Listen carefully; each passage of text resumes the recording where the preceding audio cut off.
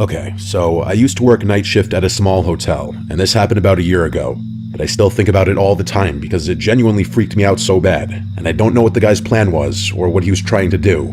And it honestly makes me feel sick when I remember just how long he was there and that I didn't even realize he wasn't supposed to be there. The hotel was small, only 3 floors and maybe 40 rooms total. It wasn't a busy place. Usually we only had about 10 or 15 rooms filled on weeknights.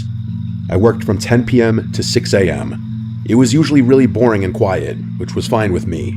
I would just sit behind the desk, do some paperwork, sometimes check the cameras, sometimes watch YouTube on my phone if it was really dead. The lobby wasn't big, just the desk and some couches off to the side with the TV, and then some vending machines in the corner. Behind the desk was a little office where I had a computer and a chair and a glass window so I could see the lobby while I sat in there. At night, the front doors locked automatically, so guests had to buzz in, and I would press a button to let them through. Usually nothing happened after midnight except the occasional guest coming in late. But one night, this man came in around 11, and everything about it still makes my stomach drop when I think about it. He buzzed the door and I let him in.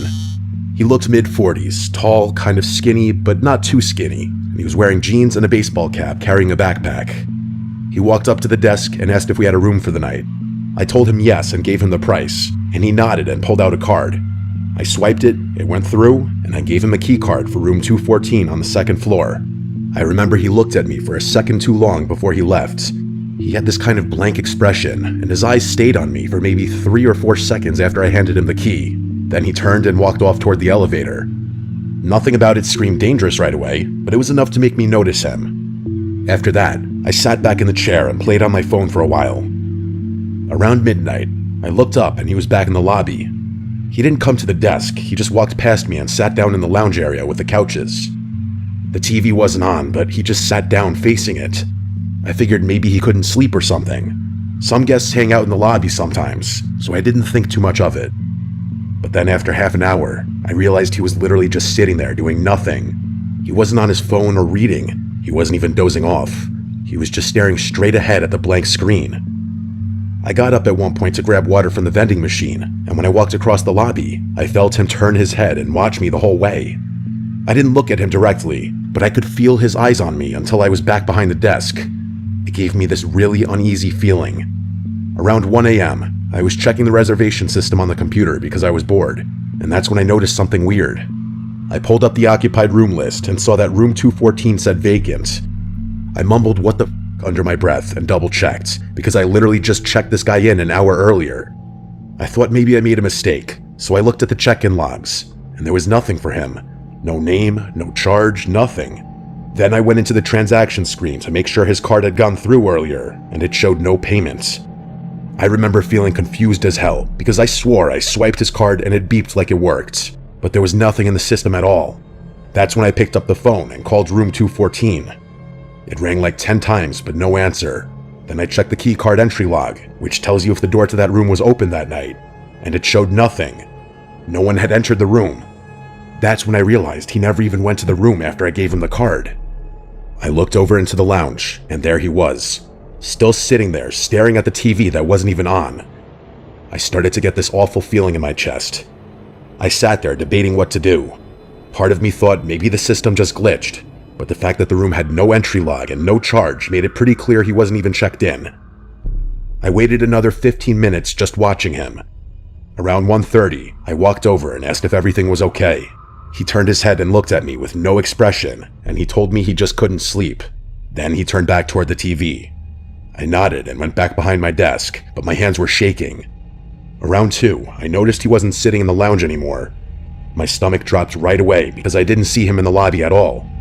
I scanned the area, and then I spotted him standing at the end of the hallway by the bathrooms, half hidden in the dark. He was just standing still. I kept glancing up at him, pretending to be on the computer. He stood there for a while, and then slowly walked back and sat in the lounge again like nothing happened. I called my manager at home and explained what was going on. She sounded tired and told me to just keep an eye on him and call the police if he did anything threatening. I remember hanging up and thinking that it already felt threatening, but I didn't know what else to do. I checked the security cameras after that. I saw him on the first floor hallway camera. He walked all the way down the hall, stopped at the end, stood there for several minutes, then walked back. Later, he went into the stairwell and stayed in there for about 10 minutes. I don't know what he was doing in there. Every time I looked up from the computer, he was somewhere else, near the vending machines or by the elevators, once just standing near the corner of the lobby where the light didn't hit well. He was always staring. By 3:30, I couldn't take it anymore, so I called the non-emergency police line and explained that there was a man in the hotel who I didn't think was a guest. They said they'd send someone. While I was waiting, I noticed he moved again, this time closer to the desk. He was standing maybe 15 feet away, just watching me. He didn't blink much, and he definitely didn't speak. He just stared like he had a staring problem. I pretended to type something on the computer, but I was so scared I could hardly breathe. At around 3:50, the buzzer went off, and I thought maybe it was the cops already, but it was just another guest coming back late. I let him in quickly, and the man turned his head and watched the guest walk past. I noticed his eyes follow him the whole way across the lobby. That scared me even more, because it was like he was studying him. A few minutes later, the man disappeared again. I checked the cameras and saw him standing outside one of the guest room doors on the first floor, like he was literally just standing there. So that's when I called actual 911. I told them he was outside a guest's room and I didn't know what he was trying to do. They said officers were on the way. I kept my eyes glued on the camera feed, and he just stood at the door for about 3 minutes, then slowly walked back to the lobby. When he came back, he walked right up to the desk this time and leaned over the counter. He looked at me and asked if there was any food. His voice was so low it was disturbing. I told him there were vending machines in the corner. He gave a small smile, then walked away. I just sat there staring at the clock, begging the cops to get there. Finally, around 4:10, 2 officers showed up. I let them in and pointed right at him. He was back in the lounge, sitting down. They walked over and talked to him for a few minutes. They asked for his ID and asked him questions I couldn't hear. Then they walked him out. One of the officers came back and explained that the guy wasn't a guest at all. The credit card he gave me was stolen, and he had no bags or reservation. He had just been pretending so he could get access to the building. They charged him with trespassing and the stolen card. After they left, I sat there shaking until my shift was over. Every time I looked at the cameras, I expected to see him again. The part that messed me up the most was realizing he had been inside the hotel for hours, wandering around and standing outside guest rooms, watching me from different spots, and he was never even supposed to be there. I have no idea what his plan was, but I know it wasn't good. That was the scariest night of my life.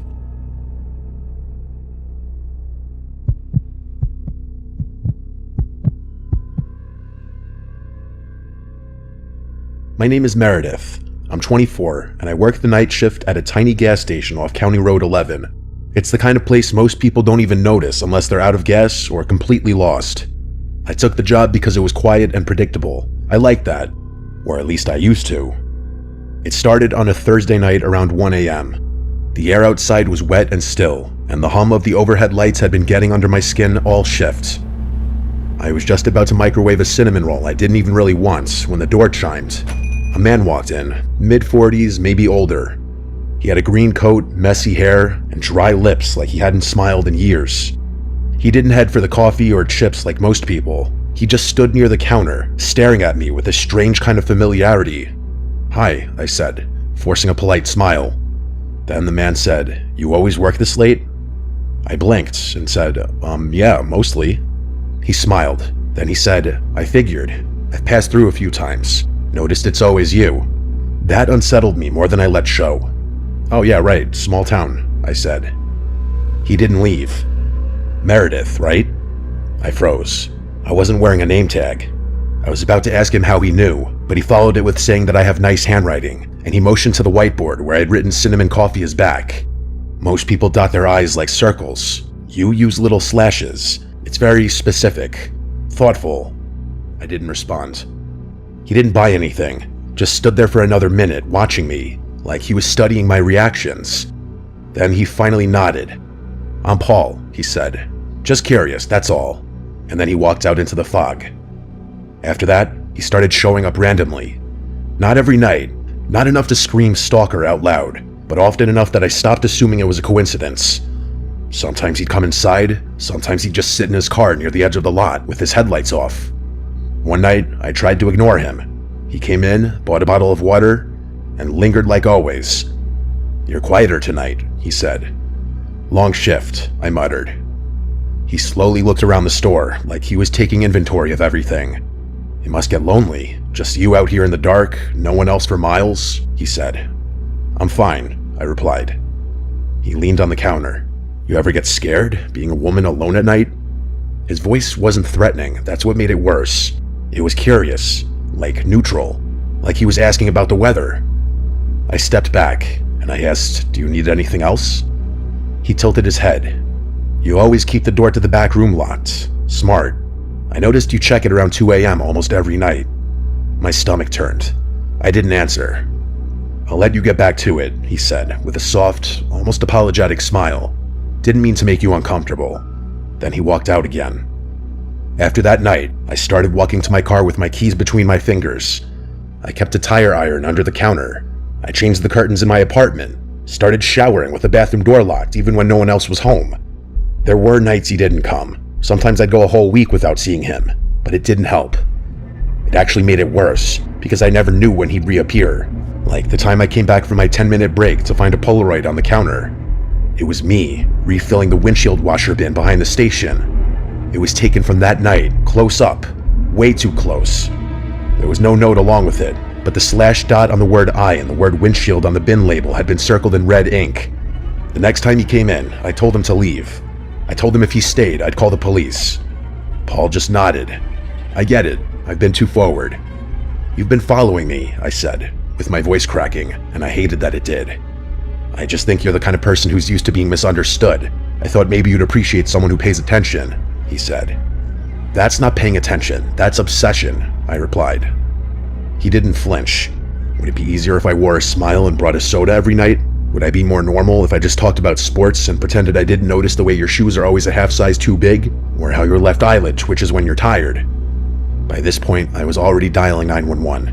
He didn't stop me. The police came quickly, and he didn't resist. He just stood there, arms at his sides, waiting.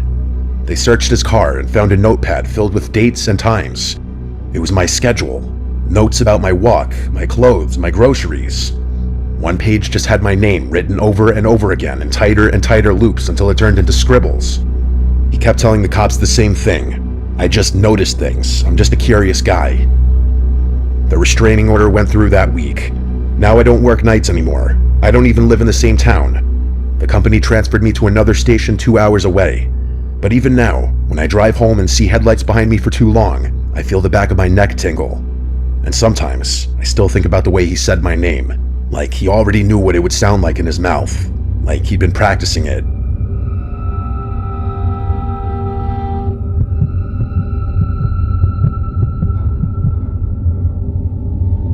I want to start this off by saying at the time I'm writing this happened to me just last night. I worked the overnight shift at a 24-hour gas station. I'm a 22-year-old female and I've been working there just shy of 2 months. I work the weekend shifts, which is Thursday through Saturday, while another coworker, who I'll call Max for privacy reasons, works the weekdays of Sunday through Wednesday. My coworker Max and a friend of his I'll call Ben had come into the station at about 2:30 a.m. to get some coffee and say hi. Max and his friend had taken some magic mushrooms a couple hours before they came in, so when I saw them, they were all giggly and shit. Honestly, it was pure entertainment for me. As we were talking about random stuff, Ben had made the comments about how there was a car parked in the parking lot with its lights off but running, with someone inside that had been there before they pulled in. He said when he questioned the guy said he was waiting for a DoorDash order. Normally that wasn't out of the ordinary for DoorDashers to wait in their car while we packed an order up. What was odd was I hadn't received an order in almost 2 hours. I spent most of the night in the back of the store cleaning, away from the tills and the front doors, so I couldn't even see the parking lot. We waved it off as nothing, and the two guys went outside to smoke a cigar and play with Max's dog, who they brought along.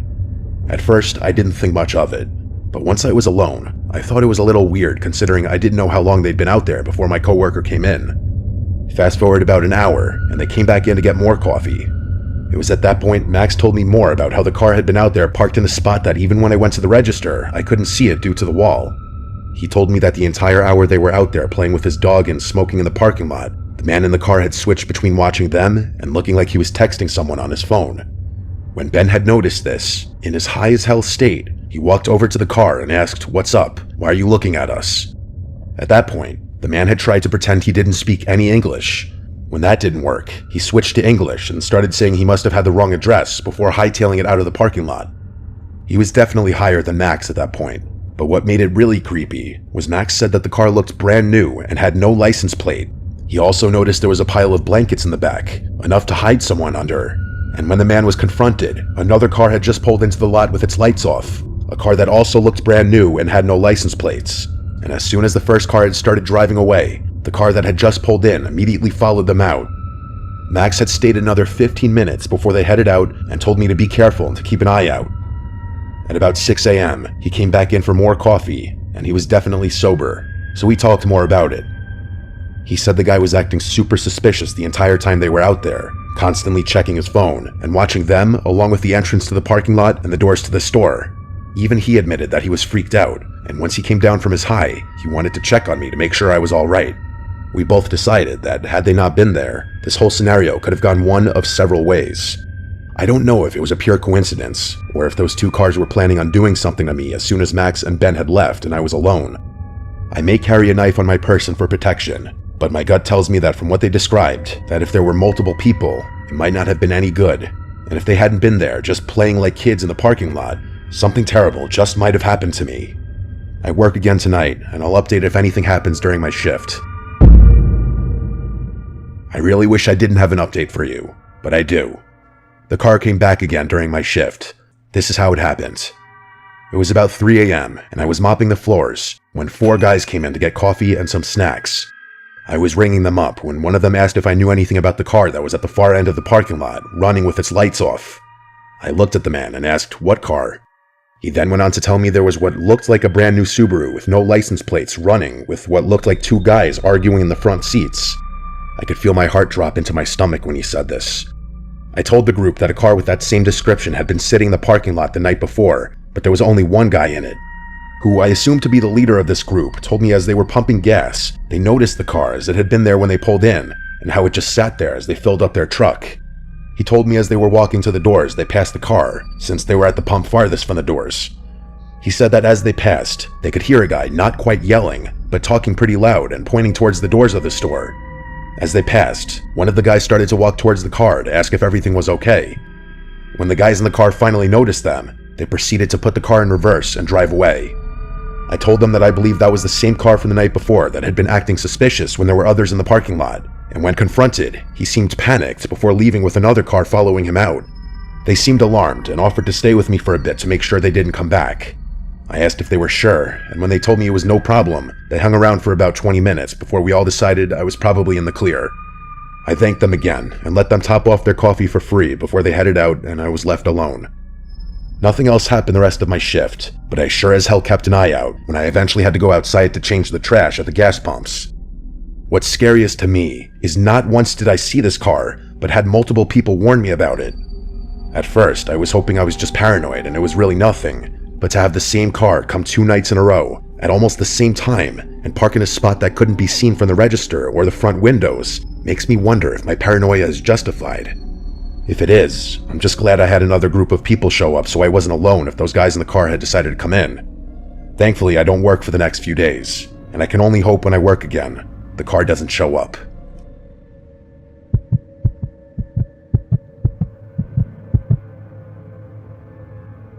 My name is Daniel. I'm 29, and I work the overnight shift at a small rural motel. It's not a chain, just a family-owned place with 2 floors and maybe 25 rooms in total. I usually work from 10 p.m. to 6 a.m. The motel doesn't get much traffic at night, maybe a couple check-ins after midnight if someone is traveling through, but most of the time, it's dead quiet. That's why I took the job. I'm not really a people person, so sitting in an empty building most nights works for me.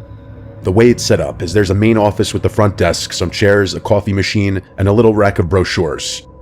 Behind the desk is a hallway that leads to a back office. That back office is kind of like a lounge. It has another desk, a couch, a mini fridge, and a TV mounted on the wall. The cool thing is that there's a little speaker back there that dings whenever someone rings the bell at the front desk. So normally I just sit in the back, watch something on my laptop, maybe nap on the couch, and then when I hear the bell, I get up and walk to the front. I've worked there long enough to know the regular rhythm of the place. The building creaks sometimes, the heater makes a clicking noise, and the front door buzzes when a guest uses their keycard after hours. Those are all normal sounds. But the thing about working the night shift is even the normal stuff can get under your skin if you think too much about it. And sometimes, the things that seem normal at first turn out not to be. This happened on a Tuesday night back in fall. It was cold outside, maybe in the 40s, and the parking lot was empty except for 4 or 5 cars belonging to guests. It was about 2 a.m. when I first heard the bell. I stood up from the couch in the back and went into the main office.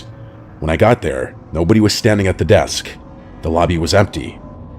I looked outside through the glass doors, but the road was dark and seemingly empty as well. There were no cars pulling in or headlights or anything. I thought maybe I had imagined it, but the bell is loud and clear, so I knew I hadn't. I stood there for a minute, waiting to see if anyone came in late, but no one did. So I went back to the lounge. I sat on the couch, pulled out my phone, and scrolled for a while. Not even 10 minutes later, the bell rang again. I jumped up and walked quickly into the main office, but once again it was empty. The hair on the back of my neck stood up this time. I went to the doors and stepped outside. The parking lot looked the same as before. The cars were all parked with their lights off and there was no movement anywhere. The road was completely empty too. I walked to the edge of the sidewalk and looked both ways, but there wasn't a single sign of life out there. I went back inside and sat behind the front desk this time instead of going to the back.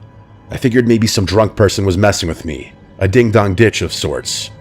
Maybe a guest's kid thought it was funny, but after sitting there for 15 minutes with nothing happening, I started to relax again. I leaned back in the chair, opened my laptop, and figured it was just one of those weird things I'd laugh about later. Then the bell rang again. I snapped my head up so fast that it hurt. The lobby was still empty, nobody in sight. My skin started to crawl. I stood up and walked around the front desk to make sure nobody was hiding, but there was no one.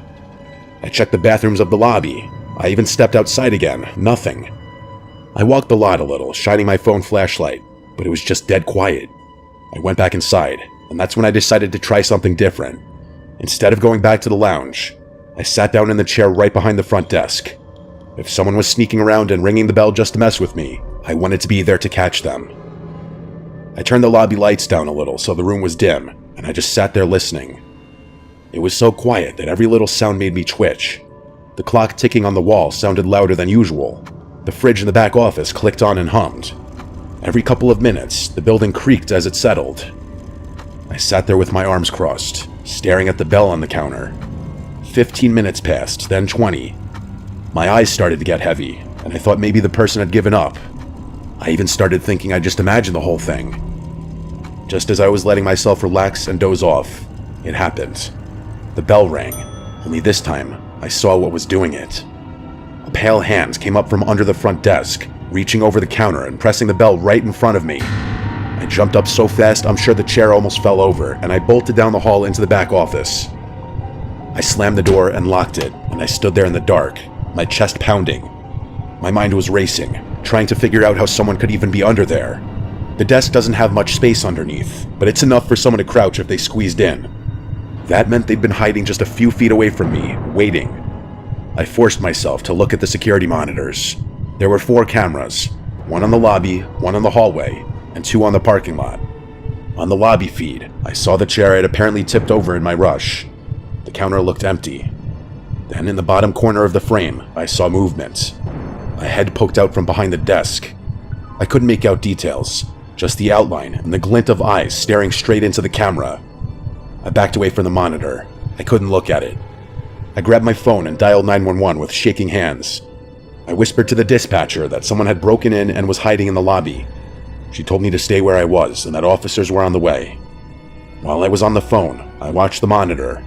The person's head disappeared, and then I saw the person crawl out from behind the desk on hands and knees. He crawled to the door and then stood up.